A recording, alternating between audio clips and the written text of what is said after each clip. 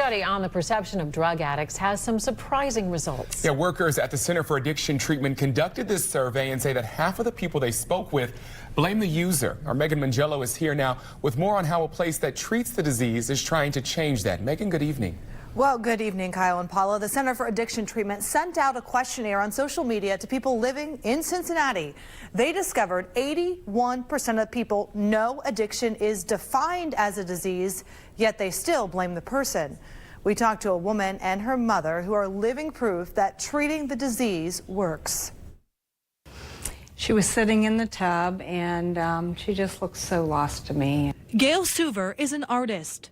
This masterpiece was created out of her deepest pain. The oranges and yellows represent light of a new day, and the red to me represents the blood.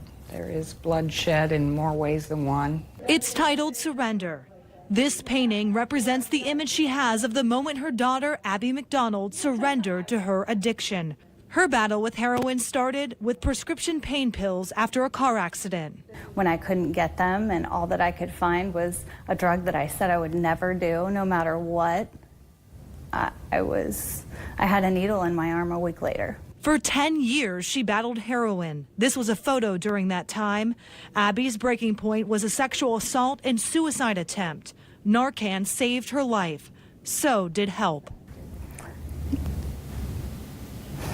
Yeah, this place saved my life. Abby is proof the Center for Addiction Treatment programs that treat addiction as a disease works.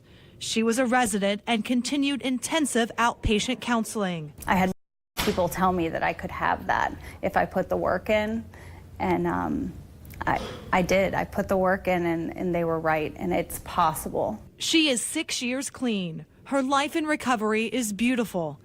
Abby has a loving husband and 2 adorable baby girls, plus a dedicated mother who forever captured her darkest and most hopeful moment in paint.